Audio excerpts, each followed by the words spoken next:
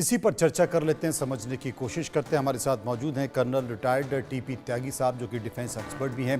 त्यागी साहब, मैं आपसे जानना चाहता हूं कि आखिर ये जो तमाम परिस्थितियां बांग्लादेश में दिखाई दे रही हैं, इन परिस्थितियों के मद्देनज़र सेना प्रमुख वकार का ये बयान और मोहम्मद यूनुस की बढ़ती हुई धड़कनें, क्या आपको लगता है कि दोनों में से कहीं ना कहीं कुछ होगा?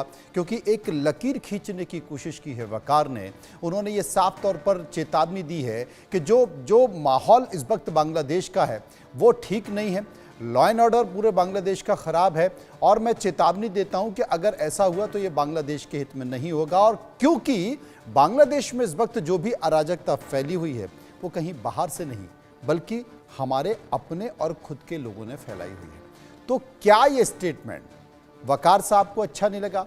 क्या ये स्टेटमेंट आईएसआई को अच्छा नहीं लगा? वो आईएसआई जो पाकिस्तान से ज़्यादा आजकल उससे बांग्लादेश की चिंता है, बांग्लादेश में पहुंचकर वो ऑर्डिनेंस फैक्ट्री का दौरा करते हैं, आजकल भारत की सरहदों का दौरा कर रहे हैं, उल्फा के कैंप कैसे लगें इसकी वो चिंता कर रहे हैं। तो क्या आपको लगता है कि मोहम्मद यूनुस और आईएसआई सेना प्रमुख वकार को लेकर कुछ बड़ा प्लान कर सकते हैं?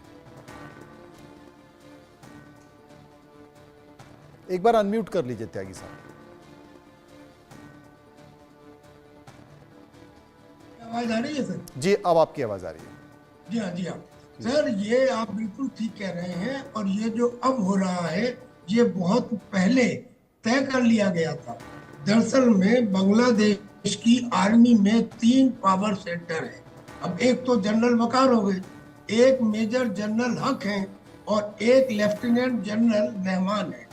लेफ्टिनेंट जनरल रहमान कट्टरपंथियों की विचारधारा के हैं, लिहाजा यूनुस ने लेफ्टिनेंट जनरल रहमान को चुना और उनको पाकिस्तान भेजा।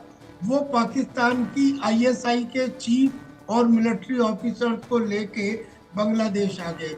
वही है जो गए थे सिलीगुड़ी कॉरिडोर के पास। उन्होंने बाकायदा वहाँ पे ट्रेनिंग की और बंकर वगैरह एस्टेब्लिश किए, जो सारी दुनिया को मालूम चला। लेकिन जो यूनुस हैं और जो कट्टरपंथी हैं, यानी कि जमात इस्लामी, जमातुल मुजाहिदीन और अंसार उल बंगला, और इसके साथ लेफ्टिनेंट जनरल रहमान और उसके साथ आईएसआई के चीफ, ये एक लाइन ऑफ कॉलिमेशन में है।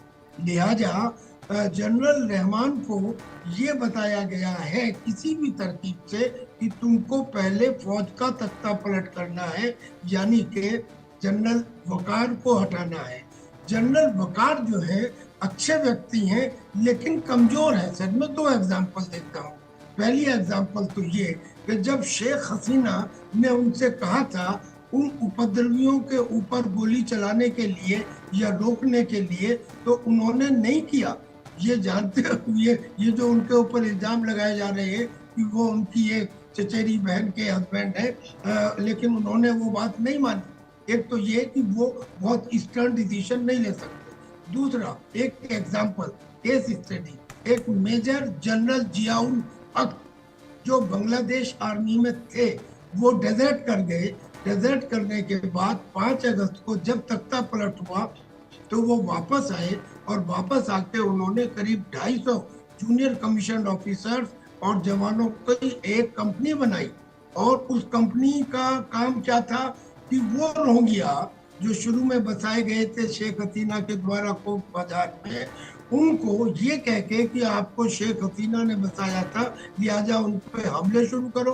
उन पे हमले शुरू करो तो उनमें से कुछ एक्सट्रीमिस्ट हो जाए। जो एक्सट्रीमिस्ट हो जाए उनको ट्रेनिंग दी जाए, प्लस जो जेलों के अंदर बंद थे कैदी, उन कैदियों को रिहा करो, उनके रिकॉर्ड को खत्म करो और उनसे कहो कि तुमको हम सजा माफ कर देंगे, तुम्हें 4000 किलोमीटर लंबे पोरस बॉर्डर से क्रॉस करके हिंदुस्तान में जाके इंस्टेबिलिटी फैलानी है। और इस काम की ट्रेनिंग की जिम्मेदारी मेजर जियाउल हक को दी गई।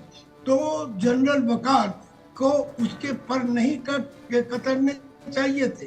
2 काम जनरल वकार नहीं कर सके। अब पॉपुलैरिटी के हिसाब से lieutenant general Rahman is more popular among the कट्टरवादीज। कट्टरवादी ही यूनुस के साथ में काम कर रहे हैं। और ये पाकिस्तान का षड्यंत्र है।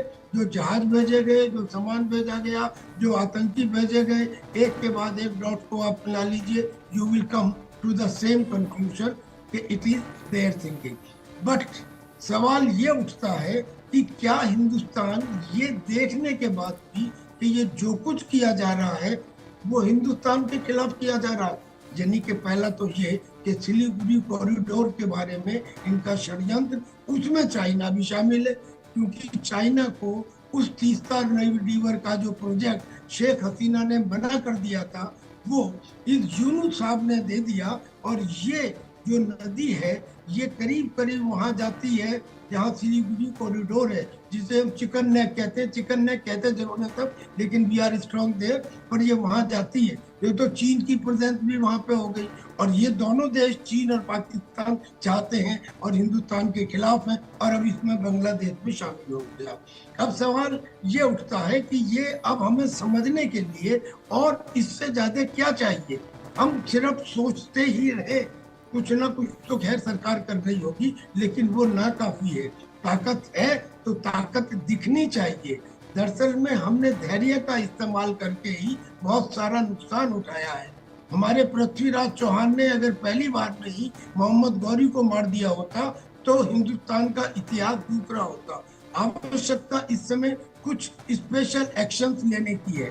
उनमें से एक एक्शन ये भी हो सकता है कि हम कह दें कि शेख हसीना जो है she the government in exile, और हम उसे सपोर्ट करते हैं। एक स्टेटमेंट से पता लग जाएगा कि हमारी आवाज में ताकत है, नंबर 1। और नंबर 2, मैं खत्म करता हूँ अपनी बात कि अगर वहां पे जो ट्रेनिंग कैंप है और जो ट्रेनिंग कैंप के अंदर रोहिंग्यों को और कैदियों को ट्रेनिंग दी जा रही है, उस हक के द्वारा हिंदुस्तान के खिलाफ हमारे पास अधिकार है